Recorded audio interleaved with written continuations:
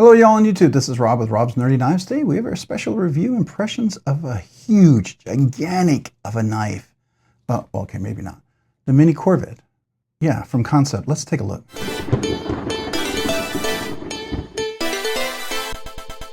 All right, today I'm taking a look at the Kansept Mini Korvid. This little banger of a knife is pretty interesting. This is a little guy in every sense of the word. But it has a lot for such a little guy. I was very surprised when this was sent to me by Kansept. Full disclosure, Kansept sent this knife for me to take a look at.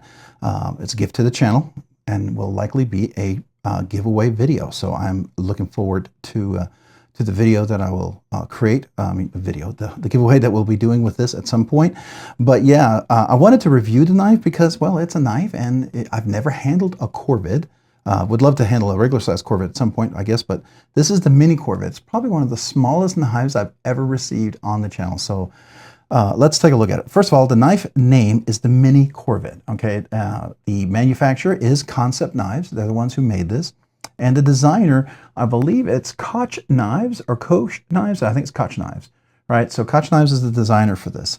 All right, so what are the materials? This is titanium scales. Now there's no clip on this. Obviously it's way too small. You could put a lanyard loop on there. It does have a lanyard hole on there. So in some cases, I think that makes sense, right? So titanium scales, but they're not just regular titanium. These are fire anodized titanium scales. So a nice job on the fire anodization. I'm not a huge fan of fire anodization. Some of you guys love it. It actually doesn't look bad on this one. I got to be quite honest with you. This is one of the more appealing fire anodizations I have seen out there. And I think if they looked more like this, it almost looks like waves, if you will, however they did this. I think it's kind of cool. All right, so that's cool. What else? This little guy here, the blade steel on this one is, make sure I can do this correctly. Oop, let's do it again. It's S35VN blade steel. I don't know if you can see that. Let's zoom in a little bit here. So we have, what does that say right there? Wow, it's so small. Okay, that's the part number in the Kansept. So Mini Korvid, and there it is, S35VN blade steel. You see that? So it is a satin grind blade. It's cleaver, meat cleaver. It's got some nice jimping on top, a little cutaway right here for your finger. You can see that. It's got a fuller. This is the fire anodization that's done. It's actually not bad. I kind of like it. So, you know, I can do my thumbnail pick right here like this because it's so small. My goodness, I cannot believe how small this little guy is. So there you go. Let's see if we can get a nice picture. Really capture the fire anodization, I think. All right, so here's the scales right there. You can see that. We have two standoffs in the back. We have a lanyard loop right there where you can go in. It is not a captive pivot, but I suspect it's pretty easy to work with, right? You have a flipper. You have a little place where I guess you could choke up if you've got really, really small hands. I can't really get in there. It's almost too small for me. I mean, yeah, so I can't really get in there. It's a 2-finger grip for me, as you can see, 2 fingers right there. So a 2-finger grip for sure. It is a frame lock, and it does have a steel bar insert. Does it have an over travel? Hold on a second. Now I got to take a look. I think I might have already looked at this in the original unboxing. Did it have an over travel? It does have an over travel stop. So steel bar insert that you don't have the titanium hitting. And we are right at, I'm going to say 50% for lockup. There's no blade play. Release the blade. There's no pivot lash. And here's the detent. Ready? Ooh, my finger was in the way. Let's try that again. Here we go. Ready? All right, I'm going to try to get that a little closer and closer to the mic this time. You can hear that. Nice clickety detent. No detent lash. It's in there. Click, click. You hear that? Nice. All right, so it is a flipper. As long as you don't put it on the frame lock, it flips. I was going to try to see if I can get this to top flip. I have to do 2 hands on this one. I have yet to figure out how to do this. What?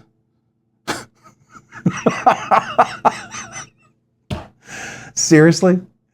I've been trying to do this forever, and right now I do it on film for you, or on video. I'm recording this, and I can do it for you guys. Oh my gosh, wait, let's see if I can replicate that. So thumb right there. Let me see if I can. Okay, that's the trick. I was missing my finger right there. Okay, so you can do a top flip. Oh my gosh. All right, so I got to have my finger here up here, two sides, and then let's see here. I got over here, so I'm holding it so it doesn't go back. This holds it from going out, and then I have now see if I can. Oh, tell me I cannot. Help me. Tell me I can do this again. I just did it. Oh, hold on. We just did it. There we go. All right, so it's got to be a little flatter. Okay, anyways, I'm trying to make it repeatable. There we go. All right, so it is possible, you know, something like this, you know, you got to be careful because you can cut yourself. All right, so what I'm doing is down here, I'm holding it with that finger, and then I've gotten the two sides grips over here. So it's like, yeah, there we go. That's what I got to do. All right, so the flipper works. The front flipper works. Now, can I get it to front flip? Can I clear? Can I hold it enough down here and still do a front flip? Let's see. No. You gotta be able to, let's see, I gotta be able to hold it here. Let's see if I can do it. Can I get enough down here? No. Just don't want to cut myself. Well, I sort of can do a slow roll. All right, that's really tiring. Really tiring. Easiest is the flipper for sure, right? And then hold it flat down here and this, and then make sure you got a good grip here and do that.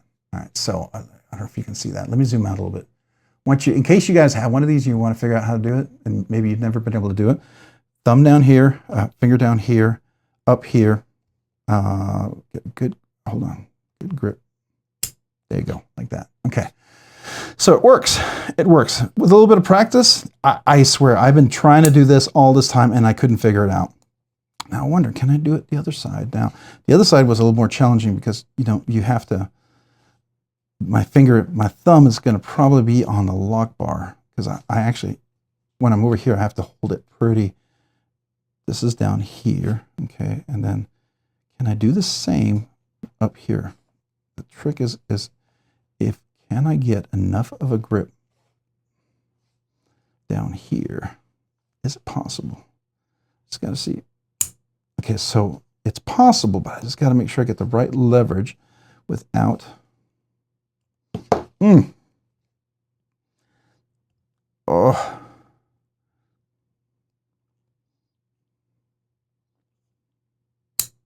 There we go. Okay. All right, so maybe that's another way to do it, like this. Okay, all right. Would that work on the other side? Hold on. I'm thinking, can I do it over here? I can't. Okay, so it's possible. It's possible once you guys get used to it. So it's a cool little knife. All right, so it is a front flipper and a flipper, right? You've got some nice chamfering. There's weight relief right there. See that weight relief cut to the chamfering. Chamfered right there in the lock bar. Nice weight relief. You can release it. You can sort of drop it, like you said. Like so, once I get it open, I can.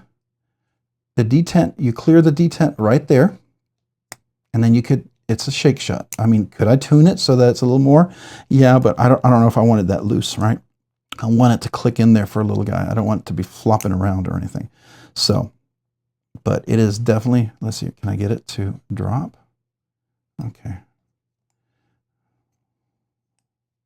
All right, and then, yeah, I've got to assist it a little bit.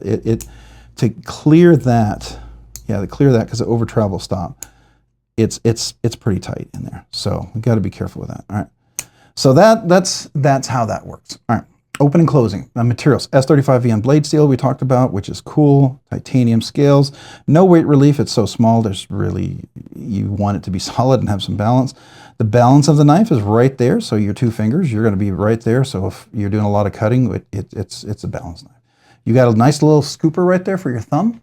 Be doing the push cut, or you can be doing the finger cut as you're doing kind of precision cuts and stuff like that. So it does work well like that. All right. So it is caged bearings on the inside. I'm pretty sure of that. I thought I saw that. Didn't it say caged bearings? Hold on, let me see if it says it on here. I'm pretty sure it's caged bearings. I don't know if it's steel or ceramic, but caged bearings. This particular knife itself runs about $126. So it's $126 for this guy. It's premium. I mean, it's titanium. It's S35VN blade steel. It's small and goofy and ridiculous, and I love it. But it is premium material. So for you, this may not be for you. You may not think, oh, it's not worth my money. Well, then it's not. It's not worth you.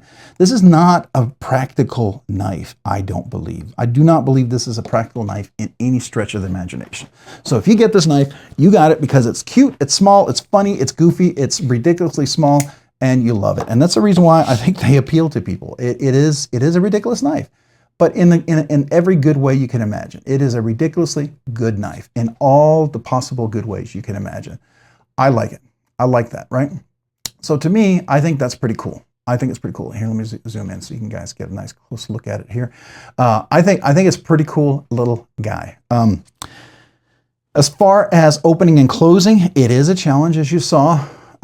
You have a lock bar, the weight relief, it does open. To me, it feels like it's a little safer with two hands. You can sort of get away with one hand. I could sort of manipulate this one-handed like that, see? And I can sort of open and close it one hand. So it does work in that regard. And I think I can also, over here, I can, let me get in there a little bit. I can flip it like that. So it does work that way. And then I think I can also, oh yeah, it's right here I was going to do. So this, yeah, I can flip it, front flip it like that, or reach around really technically. I don't know if I can get this to work safely. And there you go again. What the heck? Couldn't get that done before. Okay, that's ridiculous. Well, I guess you guys are, this video is allowed me to do it. So thank you. Thank you to everyone out there who's allowing me to do that. So appreciate your support. It helped me to get there where I couldn't do it on my own. All right. All right, very, very, very good. All right, blade, it's a cleaver type steel. It's a flat grind, not a full flat grind. Pretty thick. I'm going to guess it's about 120 thousandths of an inch. It is rounded over here. No sharp edges, which is nice. It does have a fuller. The fuller, I mean, I think, let's see, can I actually roll the fuller open? I don't know if I can. No. But it does work. The fuller does work like a little, you know, like a slip joint. I can open it like that, right? And then I can, you know, close it, but I can use it in that regard because some people will do that, and it'll be nice to have a little place to hold it so your hand doesn't slide over the edge. I don't know if I could get the, yeah, I don't think I can. Well, I guess you can. Can I revert? Okay, I've been able to disprove everything else that I thought I couldn't do. Is there a way to? Yeah, I don't know. I don't know how the fuller would work otherwise than just two fingers. So that is up to you. If you guys have cool ways to do it, let me know. I got big, giant, meaty fingers, so it's probably pretty comical seeing my big old meaty fingers trying to handle this size knife. Yeah, but I like it. It's ridiculously cool and ridiculously funny. All right, so let's go ahead and do some weights and measurements because, you know, that's what we do. When we review a knife, well, let's keep it zoomed in too. Let me zero that out because I just moved it. That's it, zeroing. All right, so I'm going to leave it like this so you guys can see. So this knife weighs 1.5 ounces. We're having to zoom in on everything on this knife. 1.5 ounces on this knife, which is not bad. I mean, it's a small knife, right? All right, so let's see if the ratios hold true for this one at 1.5 ounces. So the overall length of this knife from the tip here to here is, oops, it's so small, I'm pulling it. Come on. Okay, I'm going to have to lock that in place. It is so small, I'm moving it around. So we are right at, I'm going to call that 3/4, so we're just past it. So that's 6/8, 12/16. So 13/16. So we're right at 13/16 for overall length. The overall grip area is right at 2 inches. If you consider this little drop down part, really it's 1.5 inches for there. If you can get a small enough finger in there, you could probably get 2.5 inches of grip area. I don't think you can. Reasonably from tip to the edge right here, we can go from here. It is 1.5 inches from here. It's less than 1.5 inches from here. Yeah, I'm going to go from the tip to here. So the tip to the closest part on here is 1 1/8 of an inch. Overall cutting length of the blade here is 1 3/8 of an inch. 1 3/8 of an inch. Okay, so that's the overall cutting length. It's a small guy. No questions asked on this one. Okay, so let's look at the overall blade stock thickness, and we're going to measure that. So let's see what we're at. I said it was maybe 120. So 118 thousandths of an inch. We'll go all the way up here. 118 thousandths of an inch. Is it all the way down here uniform? 118. Yeah, 118 thousand. Pretty uniform milled blade. So 118 thousandths of an inch. So that's pretty standard for a larger knife. So I mean, that's a big blade. It's pretty sharp. It does cut. We were able to show that. You could strop this up and sharpen it up some more. The angle here is a very low angle on this blade, so it's meant to be kind of a, get into boxes. I think it's meant to be like, that kind of sort of thing. It wasn't super crazy sharp when I got it. I did strop it a little bit, and it got a little bit better. I don't think this is going to be your slice and dice super crazy sharpening tool, right? All right, so what category is this in? This is definitely a regular knife. It's not a budget knife. You got premium materials, titanium, fire anodized, S35VN blade steel, frame lock, caged bearings, right? So all that stuff. I mean, there's no clip on this because where and how? Anyway, so it's, I mean, I guess you could try to put a clip, but I don't know how that would work. The clip would, anyways. It does have a lanyard loop, so you could lanyard loop it. You could hook it in or something like that. That might be, have a little loop with a clip, I guess. I don't know. But it is premium material. So at a regular price, 129.26. Did I say 26 or 129? I can't remember. Now I got to go look again. What was it? 126. Now, if you get it on like White Mountain Knives, you get, use RNK10. You can get 10% off, right? So that's $12.60. Still over $100. So it's still definitely a regular knife. It's on the lower end of a regular knife, but it's also a ridiculous knife. So I love it, and I think if you're interested in this at all, I mean, it's a fun knife. You know how people have those overbuilt knives? This is an underbuilt knife. This is the epitome. You would pull out one of those, crazy giant knives, and you pull this out, and then it would just be absurd to see the difference between the two. So what's the purpose? Is it EDC hard use collection piece? I think it's a collection piece. This is absolutely one of those things you get as a collection piece. Could you use it EDC? Absolutely. Keep in your pocket, you could definitely use it. There's different variants. This happens to be the fire anodized. There are some that are a little cheaper. You can actually get some under $100. I think there were some Micarta ones, if I'm not mistaken.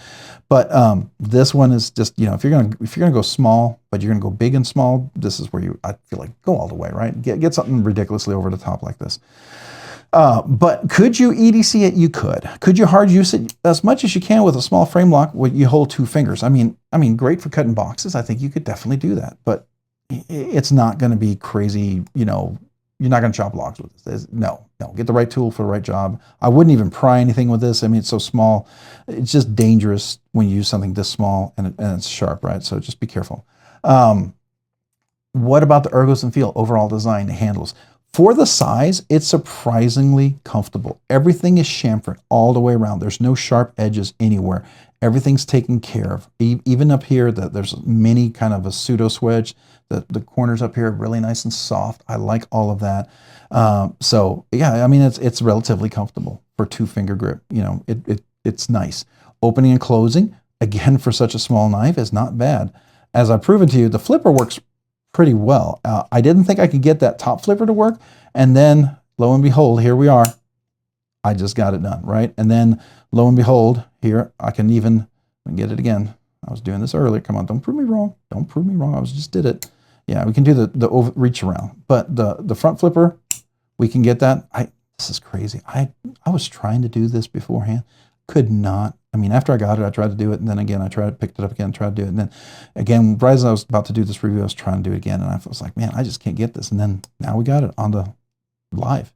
Funny. Anyways, yeah, so overall design, opening, closing, it works. It works for the size knife it is. I think if you have smaller, thinner fingers, it's probably a little easier for you to work, for sure, right?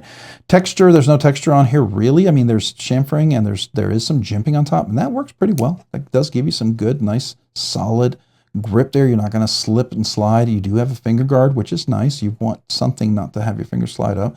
That does work. It's rounded. It might pinch a little bit right there because it's kind of square, but again, this is not an all-day kind of use knife. I would not recommend that. All right, it does have a lanyard loop. There's no clip on this one. So the overall feel for a knife this size on caged bearings as a flipper, it's actually not bad. It's not bad. You got multiple deployments, right? You have a fuller that I suspect if my hands were just a little bit smaller and I could figure a way, and watch me figure it out, right? Seriously? Really? Are you kidding me? Again? All three things I've been trying to do, and I just figured it out. Can I do it again? Can I repeat my, oh my gosh. Okay. All right, so you can do a slow roll with a fuller. All right, so apparently you can do that. You can do a flipper.